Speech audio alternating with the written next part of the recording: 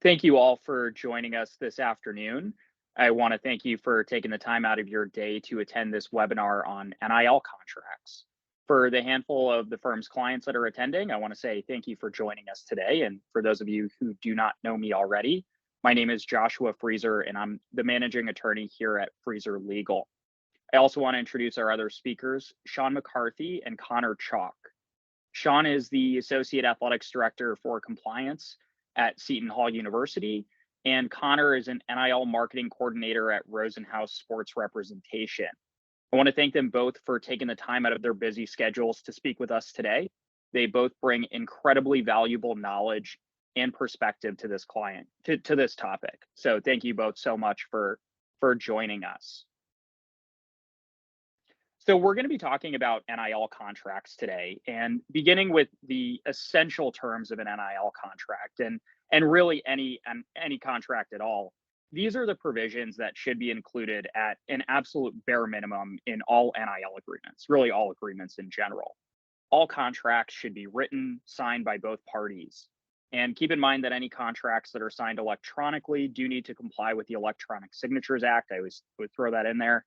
And moreover, agreements should include the party names, key dates, including effective dates, dates that payments and any actions are required, any deliverables are required, the agreement scope and specifics of those deliverables, i.e. the quid pro quo of the agreement, the term of the agreement, even if the term expires following a single social media post, and finally, the financial details of the transaction. So these are the most basic essential terms that really need to be included for every single NIL contract, regardless of what type of deal it is. And I always point out it's important to note that NIL contracts are not a one-size-fits-all approach. A well-drafted social media marketing agreement can look very different from an agreement for an in-person autograph signing and a meet and greet. Likewise, a licensing agreement with a trading card company or an NFT company can and probably should look very different from an agreement for an athlete to coach at a youth sports camp. And where and how these types of NIL contracts may differ, there's still plenty of overlap between them. For example, it is quite common for an NIL deal to include an in-person appearance, like an autograph signing, but also require that the athlete promote that event on social media beforehand. Likewise, you can think of an example where a trading card company is looking to create a licensed product with an athlete, but then they also want that athlete to promote that product on their social media. So sometimes there's some overlap in those deliverables. And as those deliverables get a little more complex, there's some more nuanced contract drafting that we need to be aware of. So moving on to those more complex deliverables, for contracts that have some more complex terms, the contract should include more specific language. Specificity is particularly important when we're talking about endorsement deals where a critical component of the contract is athletes posting on their social media accounts. Of course, brands want to access the thousands or even sometimes millions of followers that college and professional athletes have. And you can see I've used the Instagram example here because it has a variety of different functions that creators can utilize. But from the contract's perspective, it brings up an interesting question as far as how language goes. Should the contract simply call for an Instagram post? In almost all circumstances, both the athlete and the brand should want more specific language. It should be clearly outlined whether we're talking about a post, a story, a reel, a highlight, a thread. You can certainly imagine a scenario where a sponsor might want 5 reels and only get 5 stories and feel like they got cheated. And conversely, you can imagine a scenario where a content creator or athlete thinks it's only going to be 5 reels, and then the brand turns around and says, hey, no, we wanted 5 reels, not just stories. So it ends up being substantially more work than they had initially envisioned. So if the contract doesn't specify the type of post, there's sort of ample opportunity for disagreement between the parties. And in general, ambiguous contract language creates potential for disagreement. And that's something we want to avoid across the board. So particularly with social media, we want to be as specific as possible. Understanding different social media platform functionalities can be extremely beneficial. Although most of us have probably seen contracts that can contain somewhat archaic legalese and words like witnesseth, it's important to understand and utilize contract clauses that effectively outline the intentions of the parties. From the contract drafter's perspective or the agent's perspective, if you're not sure about this, ask your client. Creators folks should have enough understanding of the platform functionalities to convey what their intentions are.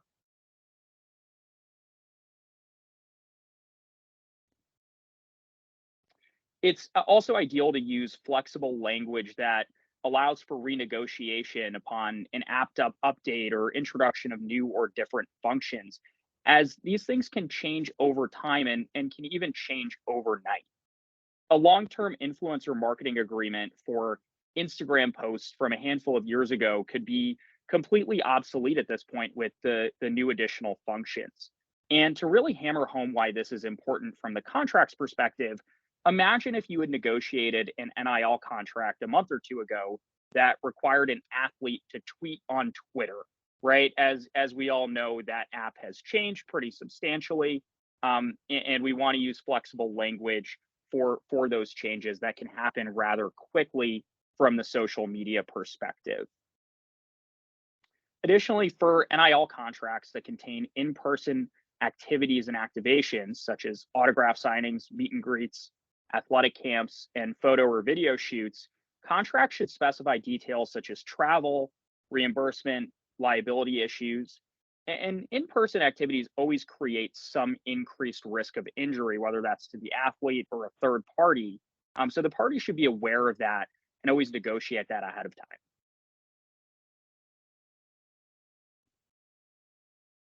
Now, moving to the other side of the deal, the compensation structure. There's no shortage on this side of the deal, for opportunity to be creative either, as parties frequently negotiate different payment terms and provisions.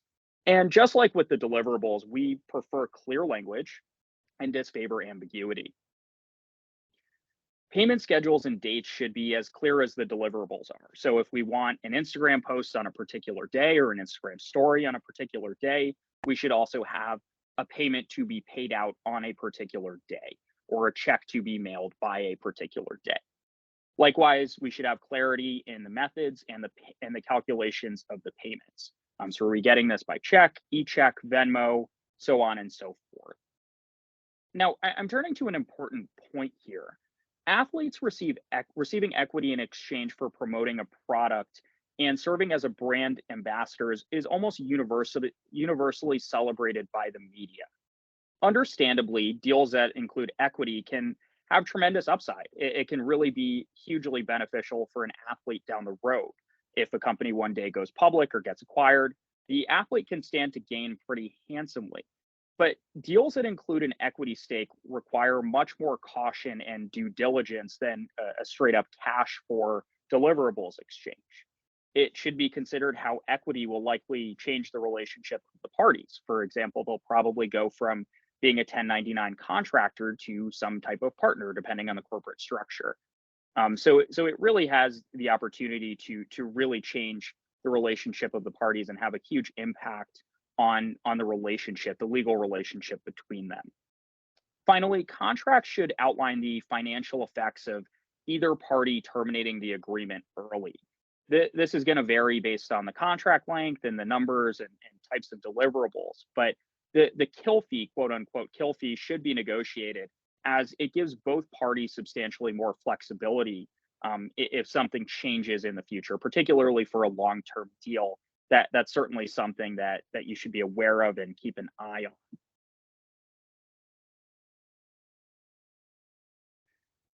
Possibly the most important aspect of any NIL contract are the details regarding intellectual property rights and ownership. Now, I'm going to talk very briefly about university licensing. University licensing is typically a much more complex, lengthy, and expensive process than athlete licensing is. There's several more hurdles. There's several more requirements that the collegiate licensing company has for who can receive a license. There's much more due diligence that goes into that process, and it takes substantially more investment of time and money. So, long story short, athlete NIL contracts are not a way to get around that, as some folks have tried to capitalize on in the first 2 years of the NIL era. College athletes don't own or have a license to use their university's intellectual property most typically. And if you see a contract that requires an athlete to complete an NIL activation wearing team issued apparel or a jersey, that should be a red flag, because it puts all of the parties to the deal at some potential for risk. And it puts the deal at risk when it's going to its compliance check, which Sean is going to talk a little bit more about later. But that certainly should be a red flag, as the athletes don't own that intellectual property. And without an appropriate license for the university IP, it shouldn't be used in it, and you shouldn't try to get around that process by working with the athlete. If third-party intellectual property is a part of the deal, the contract should also be clear on who is going to be obtaining the license, whose responsibility that is. In almost all circumstances, that's going to fall on the sponsor or the brand. And this is not just true for any university IP that may need to be co-licensed. This is also true for any music rights that are included on social media posts. I would venture to say that probably the most widespread copyright infringement that takes place worldwide is by content creators using unlicensed music in sponsored TikTok and Instagram posts. Athletes and brands cannot use copyright protected music without an appropriate license to do so, same as university IP and trademarks. Finally, the contract should detail any long-term intellectual property ownership and licensing rights that the parties may be exchanging as part of the deal. Let's say that the sponsor is paying an athlete for a single social media post. Can the sponsor then turn around and reshare that post forever in the future from its own social media accounts, or post the included pictures or graphics on its website? Can the brand transform that content and use it for other purposes? Is the sponsor able to say that it's associated with the athlete forever? Those are all questions that should be outlined by the contract. So it's really clear who has rights and licenses over the long-term intellectual property, because it can play a factor, particularly for deals where it's a single social media post, there's one deliverable, and then one of the parties wants to say, we're going to continue to use this in the future, even though it's not really clear that they have the right to do so. Moving on to exclusivity clauses. So exclusivity clauses are typically disfavored by athletes and favorable to sponsors. These types of clauses will prevent an athlete from signing another NIL contract with a competing brand. And usually these are limited to a specific product or service category, sometimes a geographic region, and usually for a set period of time, which is typically also the term of the agreement, but sometimes it's a little more than that, either a year thereafter or something to that tune. So exclusivity clauses are not automatically bad, although they should usually come with either an increased cost for the sponsorship, because there's some opportunity cost for the athlete that they're giving up there, or perhaps the athlete can negotiate more favorable termination provisions for the deal in the event that they get another deal that comes through that's a little bit more favorable to them. So exclusivity, it's something that should be well understood by both parties and clearly detail what the prohibited categories are, but it isn't necessarily bad, because a lot of times it is based on legitimate business interests. Nike, as an example, does not want an athlete to simultaneously promote Adidas, and that's something that's understandable, right? So long as that exclusivity clause is reasonable, not unduly prohibitory for the athlete, it's something that should be okay, so long as it's understood. And like I said before, it should perhaps come at an increased cost, or maybe you can negotiate in some more favorable termination provisions in exchange for including that in the contract. And one final note about exclusivity clauses: they should be drafted with respect to an athlete's obligations and requirements from their current university or potentially future university if they transfer. There should be some sort of carve out language, or you can potentially have a conflict or issue when it comes to those compliance checks. To return to that Nike and Adidas example, you can see how it would be problematic if someone like Haley Van List's contract with Adidas prevented her from wearing Nike clothing, apparel, shoes ever again, as she's now an athlete at a Nike school. So that can be problematic from the compliance perspective, but also from the contracts perspective, where you have some conflict there. Moving on to termination clauses, these can vary pretty widely for NIL contracts. And as I mentioned before, NIL contracts are not one size fits all, but this is probably truer for termination clauses than just about anything else. It really depends. Are we talking about a one-time in-person autograph signing, or something like a 2-year partnership with dozens of different kinds of social media posts across all different platforms? You can see how the termination clauses would need to be substantially different in cases like those, examples like those, where you have a completely different type of arrangement and a long-term relationship as opposed to a one-time single day activation. Some important contract concepts to consider when we're talking about termination clauses are any notice periods, the effects of termination, like I mentioned before, kill fees, potentially liquidated damages for breach or termination, any discretionary authority that one party may or may not have, morals clauses, force majeure, frustration of purpose, and any automatic renewal provisions. How contracts can end is frequently as important as of a detail as how they begin. The next couple of slides that I have here are specific to social media endorsement deals, which, as we all know, makes up a large majority of college athlete NIL activity. Like with our details about the deliverables and financials, specifying what types of posts we're looking for, we should be specific here too. So the questions we have to ask are, who's responsible for creating the content? It might sound simple, but is the athlete just posting a picture of a logo on their feed, or is there something more that the athlete must do or must create? We don't want to say we want 5 Instagram reels, but then give absolutely no direction on that. We want to have a little bit more language in the contract that outlines what it is that they will or will not be doing, and what it is that they have to create. Another question is a sponsor going to create the graphic? Is the athlete going to create the graphic? Is the athlete going to do all the photo shoots and videos for the sponsorship, or is the brand going to do that? These are all things that should be considered ahead of time.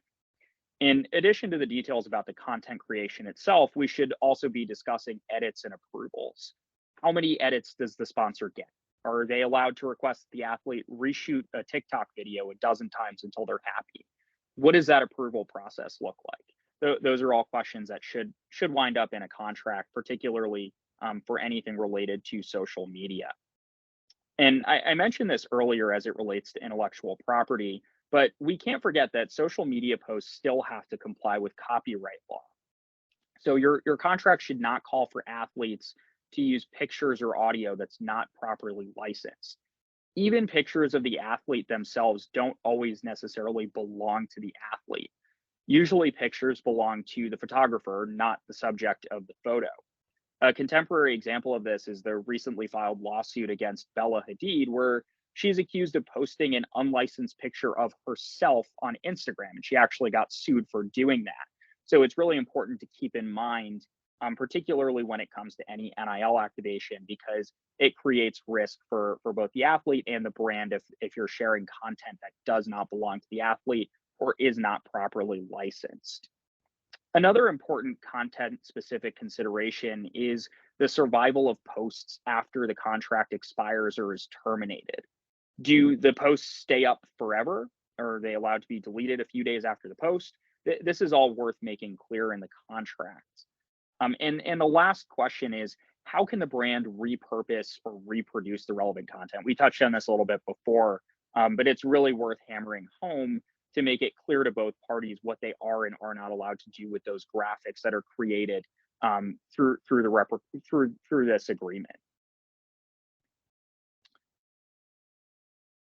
More considerations that are specific for content creators, which of course athletes are in this context, making sure that all sponsored posts are conforming to the Federal Trade Commission's guide on endorsements. Any sponsored content has to be properly marked as a sponsorship or paid partnership. And again, this is where understanding different social media platform functionalities can be really beneficial. Is there a place to add a paid partnership tag? Do we have to use hashtag ad? Can we use Instagram's multiple account posting function? What are the social media platforms' terms and conditions regarding sponsored activity? I say this fairly frequently, but I don't think it's an overstatement to say that the FTC guides on endorsements stand to affect college athletes even more than the NCAA's NIL policy and guidance. And you may say that's a little bit ridiculous, but we haven't seen a ton of enforcement from the NCAA on the NIL policies. We certainly do see enforcement from the FTC on the endorsement guides quite frequently, and it's something that all athletes that are engaging in social media sponsorships should be conscious and aware of. Another contract consideration should be to outline what happens if a sponsored post gets deleted, and not deleted by the athlete, but deleted by the social media platform. And that can happen because of the violating the social media platform terms and conditions, getting flagged as containing copyrighted material. And the question should be what happens there. While this is not incredibly uncommon, it absolutely does happen from time to time. And this is part of why those copyright clearances and approvals are so important. And while it's easier to do correctly the first time, this is something we should be mindful of. On a related note, those same kinds of violations that get posts taken down can also result in an account being suspended. And that follower count is sort of the net worth that we're talking about here of the athlete. If you're talking about losing an account with hundreds of thousands or millions of followers, it can be pretty detrimental and result in the loss of thousands and thousands of dollars. In addition to taking proactive steps to mitigate the risks of this happening, both athletes and sponsors should consider trying to protect themselves in case it does happen, just in case we get to a disaster scenario like that. How can we protect ourselves in the instance of something like that happening? Another disaster type scenario can be a lawsuit for any number of reasons, whether it's copyright infringement or a participant getting hurt at a camp that's being supervised by an athlete. Indemnification clauses can help protect athletes from incurring truly burdensome costs of litigating. And in most scenarios, a sponsoring brand is in a much better position to bear that burden. But again, we're allocating risk here. If the athlete wants to be better protected, that is likely something that comes at some sort of cost to them. Another type of clause that is frequently included in NIL contracts is a limitation of liability between the parties. Again, going back to that disaster scenario, what happens if an athlete gets hurt during an NIL activation at an autograph signing, the youth sports camp where they're coaching? Has the athlete waived all of their liability for the negligence of the sponsoring brand? Those types of clauses can make a world of difference if an accident were to happen. Continuing with the possibility of the deal not working out for some reason, and this is something we always have to plan for and be conscious of, if some dispute arises. Non-disparagement and arbitration clauses can keep the details of those disputes out of the public eye, which is obviously something that's attractive to the PR folks. A non-disparagement clause essentially prevents either party from publicly bad-mouthing the other if the deal goes south. And likewise, if there's a legal dispute, an arbitration clause will keep the details of the dispute private between the parties as opposed to in-court litigation, which is typically a public forum. Arbitration can also be much more efficient in both time and money allocated to resolving the conflict. When we're including arbitration clauses in the contracts, it is really important to be specific with the details as well. Are we using AAA arbitration? Is it jams? What's our choice of law here? Those are all important to include. As I said at the beginning of our discussion, NIL contracts are not one size fits all. While they certainly live within the context of college athletics, they are in essence influencer marketing agreements and licensing agreements, promotional appearances. So much of our discussion today has focused on social media marketing agreements as that's the largest portion of NIL contracts. But I have some final thoughts on those other types of NIL contracts as well. For licensing agreements, intellectual property always has to be the first thought. Across the board, college athletes and their representatives need to understand what long-term IP rights they're giving up in each agreement. Making sure we're understanding the scope of any licensing contract is critical. I cannot emphasize this enough. If you give up an irrevocable grant of a license in exchange for a few $100s when you're, backup freshman point guard, that can cost you thousands and thousands of dollars in the future when you're a first round draft pick. It's really important to think about how those long-term IP rights are going to be affected by the really relatively straightforward contracts you might look at, whether you're in high school or early on in your college career. We also discussed risk allocation and mitigation. And anytime we have an in-person event, whether it's an autograph signing, a meet and greet, a youth sports camp, one-on-one lessons, there's always an increase in risk. And utilizing contract language requiring liability waivers, indemnification, and insurance requirements can really go a long way in protecting all of the parties to the contract, but especially the athletes who are maybe a little less well suited to defend themselves should something arise, right? They're not big corporations. They're not really in a great position to defend a lawsuit as compared to potentially a bigger brand. So that's all that I have for my notes here. So I'm going to turn to Sean McCarthy, who is going to speak a little more about the perspective of the compliance office and what they look for, any red flags, and what causes concern in their eyes. So thank you, Sean, for sharing your thoughts. Awesome. Thanks, Josh. I would say, just as a brief overhead for everyone, from the compliance perspective on campus, we don't get to be as involved in the contract negotiation review stage as I think some of us would maybe like to. The NCAA has pretty well hamstrung our level of involvement to reviewing and checking boxes, more or less, when disclosures come in. So kind of on that note, the first thing we're really doing from a campus perspective is looking for that student athlete disclosure. Depending on which state you're in or your institutional policy, some are more aggressive in referring to it as a mandatory disclosure. Most are a little more permissive or passive, and they encourage the student athlete to disclose name, image, likeness opportunities within a set period of time, 7 days, 14 days before. We obviously, our state law is one that has been passed. It's not effective for 2 years in the state of New Jersey, so we have until 2025.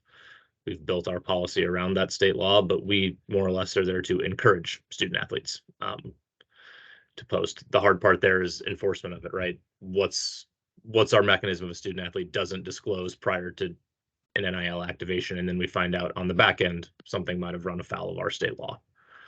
Usually disclosure for us is run through a third-party app. So depending on your campus, it's Influencer, it's Open Doors, it's Compass, and those all of our student athletes have a login, just like they do to 10,000 other databases as a student on a campus. And it's as simple as them checking the boxes of the who, the what, the when, how much, and then they can upload documentation, right? So if they have a contract or a written agreement for that NIL opportunity, that's their chance for them to upload it for us just so we can scan it and make sure it meets all of our state, institutional, and NCAA check marks. With respect to university NIL policy, one of the things that's built into a lot of these institutional policies, we have it on our campus, is a list of prohibited vendors or categories. Right, we're still working in the world of college sports. There are certain categories that we've still deemed we would like to not see student athletes tied to on most campuses, and those are the obvious ones. You're talking drugs, alcohol, gambling, especially now with where we're at in the NCAA enforcement realm with gambling and where that's at. Those are things that are usually reserved in institutional policies where we can come back and tell a student athlete that that is an NIL opportunity that will be denied, just based on what the type of category that is. Those are usually pretty restrictive and limited, right? We're not looking for reasons to tell student athletes they can't pursue NIL compensation or opportunities. We want this to be a positive for them, but there are also things that are still associated with each institution that we're trying to keep image and marketing on the same level. Second piece of this, and Josh touched on this a little bit earlier, when it comes to use of institutional marks, facilities, et cetera, in the disclosure process on our campus, there is an option for students to check a box on if they are requesting use of our institutional trademarks or our facilities. We reserve the right as a general policy on campus. We tell them that that is a no. However, by requesting it, it's up to review by our athletic director. So our athletic director can kind of determine on a case-by-case basis if that NIL activation for a student athlete is something we'd like to see our brand associated with as well. So in terms of institutional marks, facilities, kind of a similar standpoint, it's more of a liability thing for us. These NIL opportunities take place outside of their student athlete obligations and involvement. So we treat them like any other student or person looking to use a facility. So if they are not going through the proper channels of showing proof of insurance, rental agreements, waivers, those types of things, we tell them they're not allowed to use the facilities because we don't want the liability on our shoulders if something were to go wrong as part of an NIL opportunity. And we educate all of our student athletes on all of this at the beginning of the year. We're doing that right now on our campus as they're starting to report. Third part of this that we kind of look at during the disclosure process, we're looking for conflicting terms, which for us is more of the sponsorship issue, right? Josh has used the example Nike versus Adidas, or some type of institutional sponsor we may have in place if student athlete has an NIL opportunity with a brand in that same business or category that would conflict with one of our institutional agreements. We're going to probably sit down with the student just to make sure they're understanding where their obligations under the NIL contract versus their obligations under our their student athlete involvement, and kind of where those can cross over and what's permissive, what's not permissive. During the disclosure process, we're also looking at agent representation, right? So student athletes are allowed to have agents and representation, and that's where Conor can touch on this in a little bit as well. But for us, we just want them to disclose to us if they are using representation as part of whatever NIL opportunity they've disclosed and passed our way. That's usually our trigger to reach out to that agent if we don't have it on file already, to get agent registration forms and just make sure they're in good standing with the state of New Jersey. And then the last piece I have there is just the collective or collectives, whatever your institution may or may not have, and their involvement in an NIL opportunity. Collectives are pros and cons from an institutional compliance office perspective. You see a lot of NIL opportunities that if they're not driven by a specific brand, most of them are driven through a collective of, donors, alums, whoever it might be, that are fundraising to help put NIL back to student athletes. And if it's a collective based thing, it's just making sure it's going through proper channels. It's a true NIL opportunity. And this can also be a positive for us too, because collectives usually work pretty hand in hand with the institution and the athletic department. So when it comes to gathering documentation, contracts, making sure things are above board, that can be a positive as well, because they're people we work with on a very regular basis. Couple last checks for us just as we go through this. So state law, as I mentioned, again, we're not in a space where we have a uniform law nationwide in terms of how name, image, likeness is applied, as much as that is the bane of our existence on campus. What's legal in New Jersey is different than New York and Ohio and every other state in our league. So, like I said, for us, we have a state law that has been passed but is not effective for 2 years. So we're operating without a state law. Now we've built our policy to mirror that law, but that's just one of those things that we're going to check kind of as we move forward. And depending on what campus you're on, sometimes your state law kind of is what rules the day. In terms of the NCAA policy, obviously these are more big picture, rather quick checks, but is it true NIL, right? Is there quid pro quo? Is the student athlete actually performing something in return for that compensation, or is this pay for play hidden under a NIL opportunity? Again, it's kind of one of those things, you know it when you see it, but really most of these are pretty straightforward and above board. And then in terms of with the most recent NCAA guidance, the other thing I would note is we are allowed institutionally to provide support or promotion of a student athlete's name, image, likeness opportunities, as long as they're free of cost. So, right, we can promote student athletes on social media. If they're running a local camp down the street at their home community, we can promote it through our athletic department channels, just like we would any other game or opportunity we have on campus to try to help our student athletes make the most of their NIL. And then I have the last bullet point here for international student athletes. This is, again, kind of one of our buzzwords, hot topics on campus, is how NIL plays for international students.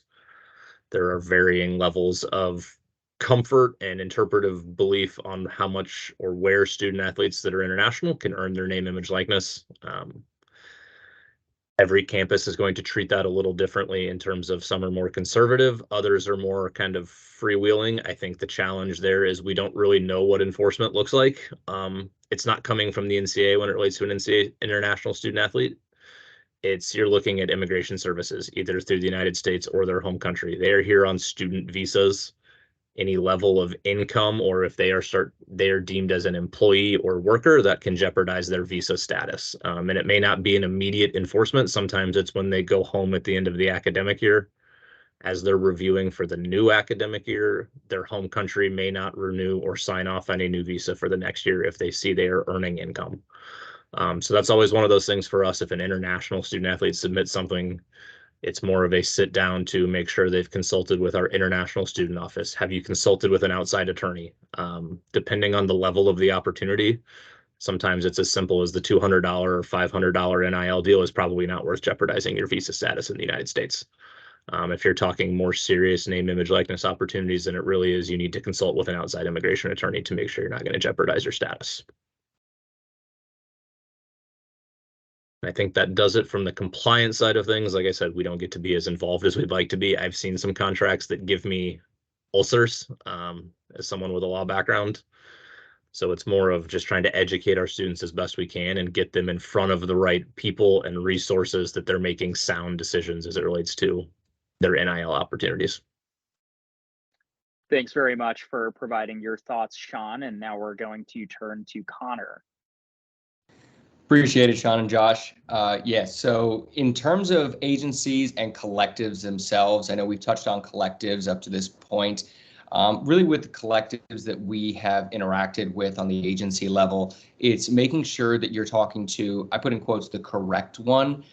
When I say correct one, really it comes down to the school-sponsored collectives or not. A lot of the times when talking with collectives, especially in the very first wave of NIL, when it became so popular a few years ago, it was a case of 3 to 5 collectives that sort of jumped onto the main stage in terms of each school at many Power 5 schools. And with that being said, it was sort of sifting through each and every collective to make sure that we were talking to the correct one when talking about opportunities for our athletes. And just again, where us as agents fit ourselves into that conversation. There's the exclusive versus non-exclusive representation that a lot of collectives have, making sure that you discuss that with each collective. Some athletes are sort of leaning towards an exclusive agreement where they're not able to have an agency on hand or on record to be able to facilitate these opportunities for them. And that's, of course, where we sort of take a back seat if it's going to adhere or interfere, I should say, with any particular opportunities that the athlete might come into while at the school. But then also coming into the collective's willingness to collaborate. With the collaboration, there's some schools where they want to work with the collectives directly and the collectives with the students directly and not have agents sort of interfere. They might see it as interference. Of course, we wouldn't as the agents. We always want to do what's best for our athletes. But they might want to have a direct approach and direct communication line to these athletes when facilitating these opportunities. So I guess moving on to the next one is, negotiating favorable provisions here and deliverables. I know Josh touched on this earlier on, but with these particular athletes, really getting to know their comfort zones, as well as the audiences and comfort zones of the brands themselves and what this partnership would serve. A lot of the times when brands ask for ROI, it's also the athlete asking what's the ROI and how is it going to build my brand, and how do we formulate an effective partnership around that based on the deliverables. Again, outlining the particular deliverables, whether that be a social media based approach where it's one Instagram story, one Instagram reel, and really making sure that you narrow down the particular language of those deliverables to make sure that everything is up to speed and up to par with what is being asked of the brand and of the athlete. But then again, setting the baseline marketing strategies whether it be a social media activation, an in-person activation, or even something that's more of a non-profit approach, where there's an athlete that is performing or coaching at a youth camp, as Josh mentioned, being able to highlight those particular deliverables to the athlete, get their full feedback, and make sure that the deal flow itself from brand confirmation, once agreeing to the deliverables from an agency and brand perspective side, is brought to the athlete in a full package manner, making sure that nothing is left, no stone is left unturned, and making sure that everything is fully transparent so that the athlete completely understands what they'd be signing an agreement for, making sure that every single clause in there is up to the standard of the athlete as well as the brand, and then making sure that as the deal execution goes on, whether that be user-generated content through the social media activation or partnership in general that the athlete themselves is going to need to facilitate, or if it's the brand that's providing those marketing materials for the actual sharing of the content and for the execution. Thanks for sharing your thoughts, Conor, as well. I think it really goes to show how much creativity there is in negotiating different contracts and how many details there are, really to make sure that everything is hammered home so that at the end of the day, we have a really comprehensive contract and everyone's pretty clear on what the deal is going to look like. With that being said, we're going to move to questions. So there is a Q&A function. If you look at the top of your Teams app, you should be able to see the Q&A function. So please feel free to ask any questions of myself or Conor or Sean.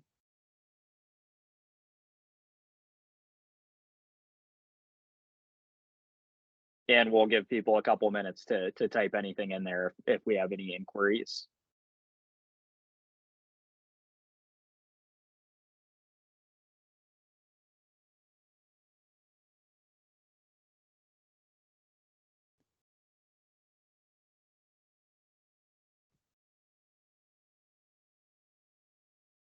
Conor, I think you have a question. Can you see it in the Q&A?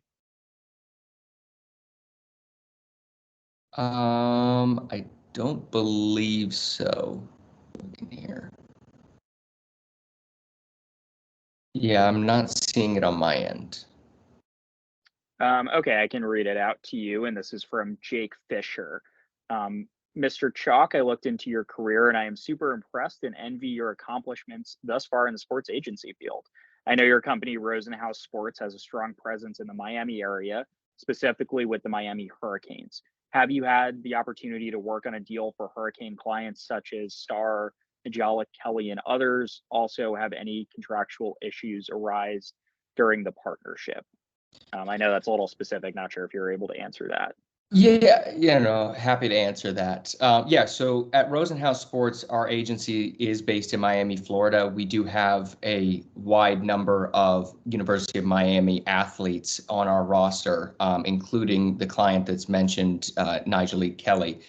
With that being said, there have been multiple opportunities that have been presented to players such as Najala as well as others in the Miami area. In terms of contractual issues arising during a partnership, in Najala's case in particular, no. And in many of our athletes, it's really just a case of communication and making sure that they are up to speed on any communications that we're having with the brand. If so, putting them in touch with the brand directly if need be, but then also making sure that compliance as well within the University of Miami is kept up to speed in terms of any communications that are necessary for them to be involved within the conversation and making sure that it can be as smooth of a partnership as possible. The next question is from Juan, and it's, should the contract always be between the agency and the brand when it comes to payment of the services provided? So the answer is generally no. The contract is between the athlete and the brand, not the brand and the agency. So most typically the contract itself and the payment flows between the brand and the particular athlete, and then the athlete will typically compensate the agency for whatever commission it is that they've negotiated or whatever their payment structure is, which is separate and apart from the NIL deal itself. I don't know if Conor, you have anything to add to that. Yeah, I think in terms of facilitating payment, that's where we play a role. But in terms of receiving payment of any kind, that would be directly to the athlete, where the brand would be sending that payment to the athlete. But in terms of facilitating, whether it be W-9s, whether it be certain payment information, tax documents, even if they have an LLC of any kind and payments need to go through an athlete's LLC, that's where we would come into play in terms of facilitating the proper information to make sure that payment goes through the proper channels. Thanks, Connor. The next question, hold on here, we've got a handful, is also for you, Connor. Connor, how does a typical deal look like when speaking to a collective from start to finish? So when speaking to a collective, it goes two ways. It could be more on the offense or more on the defensive. So it depends on your relationship with the brand, where there might be an opportunity that we have come across where we need to get the collective involved. There might be an opportunity with a collective that the collective has a relationship with us and wants to make sure that we are a part of the conversation. And when that happens, we always come to the same point where we get on a level playing field and make sure that we work out the opportunity with a brand specifically. Sometimes there have been situations where a collective has passed a brand or our contact information over to a brand when coordinating an opportunity, and vice versa when particular schools, again, want to work strictly through the channels of a collective themselves. Thanks, Connor. Sean, the next question is going to be for you. What is the average number of compliance officers responsible for reviewing and approving inbound deals? And how do you usually receive these deals? I know you mentioned open doors is usually what you guys use. Yeah, so generally speaking, it's going to vary campus to campus, but most institutions have one dedicated person on the compliance staff that's the NIL person. I'm an office of one, so I get to do it all.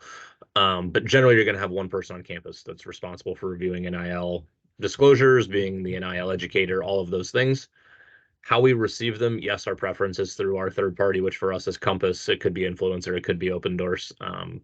Again, the hit rate on that varies on the student athlete population. Some are good at it, some have done all 15 they did at the end of the academic year, so we've missed the window to catch any issues. If they're working through the collective, I think we've found that's actually been pretty helpful for us because our collective is a group we work with regularly. They will just email us directly with the signed contracts for the whole team. It's usually a team-specific function they're doing NIL-wise. So we get it in whatever way we will take it from a compliance perspective. As long as we get the documentation and the contracts, that's usually a win for us. Thanks, Sean. This next question is from Lauren, and I'm sure we might have some good answers here.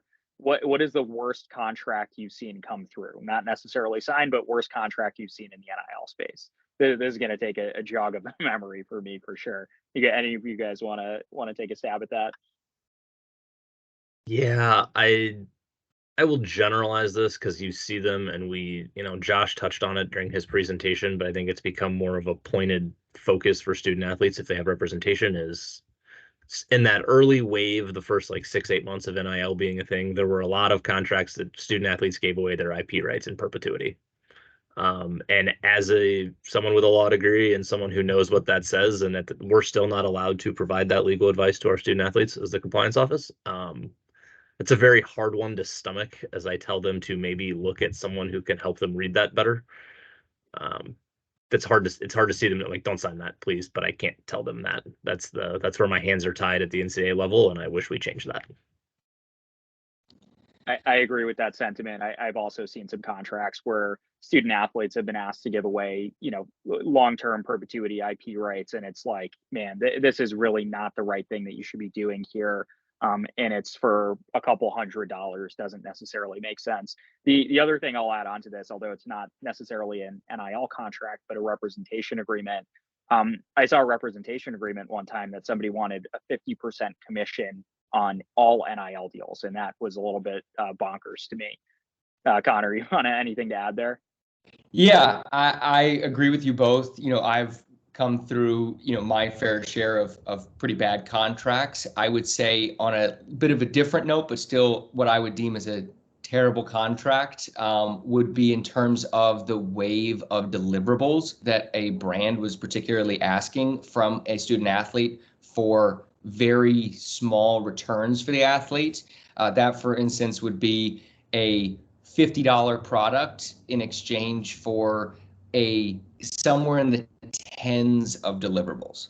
And that was where we sort of roll our eyes and say, hey, look, the athlete might very much appreciate and already like the brand as a consumer and like the product as a consumer, but we have to dial this back a little bit because, again, NIL, what we always say to our athletes here at Rosenhaus Sports is NIL is a great benefit and a great resource for any student athlete. But at the same time, we are here to be an added resource and not be a distraction, because at the end of the day, these are student athletes. They have a life both, in the classroom and on the field. And if we were in a position where we gave a student athlete an offer where they would receive a $50 product in exchange for 8 Instagram in-feed posts, 4 tweets, and an in-person appearance, then I believe that we haven't done our job correctly, and that we should be dialing that back a bit to make sure it's a bit more accommodating for a student athlete schedule. I would echo that sentiment. Just as on campus, that's one of those things when we educate our student athletes at the beginning of the year and during the year, is their time demands. Like, they're still students, they're still athletes with practice and games and weights and academic study hall requirements, that we tell them, like, those things are a priority over your NIL. And if you're getting someone that's asking you to do 10 times the work than it is probably as a return on your investment, those are things for them to evaluate. Yep. The other thing that I would add to that is when you're talking about any IP rights infringement, a court is always, if you go through the full court case and litigation, the court's always going to look to, well, what was the value of the thing that was stolen? And if your value of the thing that was stolen was $50 worth of free product, that's going to be the damages for right of publicity or NIL, lawsuit that somebody has used your name, image, and likeness without your authority. They're going to turn around and say, hey, you gave that away for $50 worth of free product. And that would be obviously not ideal for a student athlete, because that's essentially, you can't enforce your IP rights really at all. The next question we have is from Barry. Can a business consultant network get NIL deals for athletes? I'm not sure I entirely understand the question. So NIL deals essentially are usually negotiated by agents, and that's regulated by state law. So not a majority of states, but probably a good number of states require that anyone who's negotiating endorsement deals be registered with that state as an athlete agent. It doesn't necessarily mean that you have to be a professional sports player agent or business consultant, but that's sort of the requirement under the most recent version of the Uniform Athlete Agents Act. And the next question was for me, from Connor. Are there any specific contractual provisions that an agency should include between agency and the student athlete? Yes, 100%. Those should be very clearly outlined as well. And that's sort of outside of the scope of our discussion today, but 100%, those terms should be very clear as well. Because obviously there's a compensation structure between the athlete and the agency in terms of what authority they have, what rights they have, what the scope of the representation is. So 100%, that should be something that's a pretty comprehensive contract as well. The next question is for Sean. Knowing that there are limitations for international student athletes to sign NIL deals, would a letter from a well-known immigration lawyer with explanation of why the contract is compliant with an F1 visa, would that help the university to approve it? Are there any other things that would help from your perspective? That's a great question. It is a great question, and this is one where I think it probably varies, again, like I said, institution to institution on their comfort level. When it comes to international student athletes, more often than not, once they disclose to us, there's not really a follow-up that we're approving or denying, as much as we are encouraging them to take the steps they need to take to feel comfortable with the potential risk of signing off on an NIL opportunity. All the documentation they can have, if they've consulted with expert immigration attorneys, by all means, we're going to ultimately probably leave it in their hands to make that decision. It's an interesting space because we don't know what the outcome is. Immigration is different for us. It's not our expertise. I'm not an immigration lawyer. I know more about the immigration process than I would like to. having worked in college athletics long enough, but it's hard for us to give a hard yes or no because we don't know what the determinative outcome might be in 6, 8, 12 months. It's just the student has to feel comfortable with the risk they might be taking. Right, right. And that goes back to the point, Sean, that you were sort of making before about how the compliance officer is not necessarily the counsel for the athlete. I And am you're not not their legal providing them representation. with legal counsel as much as I'm sure you would like to step in and say, at least in some instances, hey, as a lawyer, this is what I would recommend.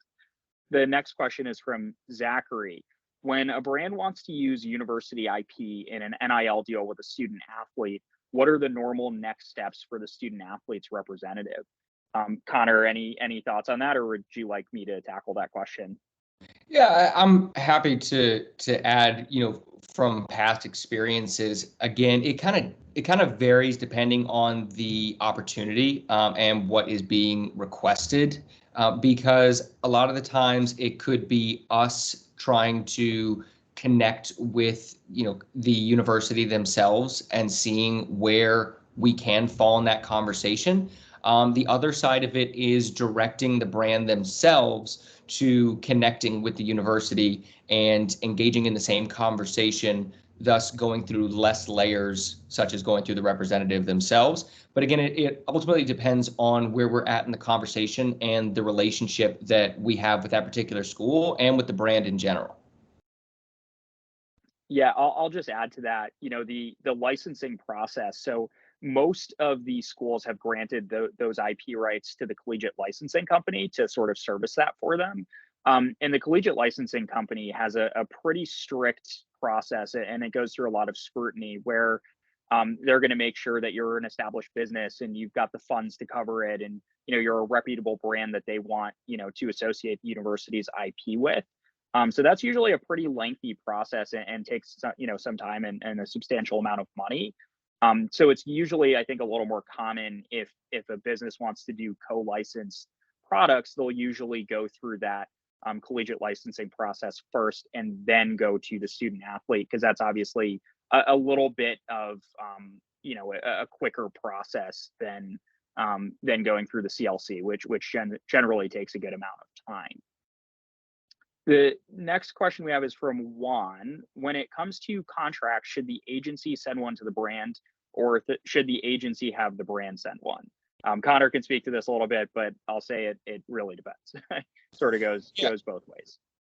We typically like to have our legal team draft up and send an agreement to the brand themselves. That way we, of course, are starting the conversation, and we know exactly what's on the agreement. And if there's any feedback, we know exactly where to take it from there.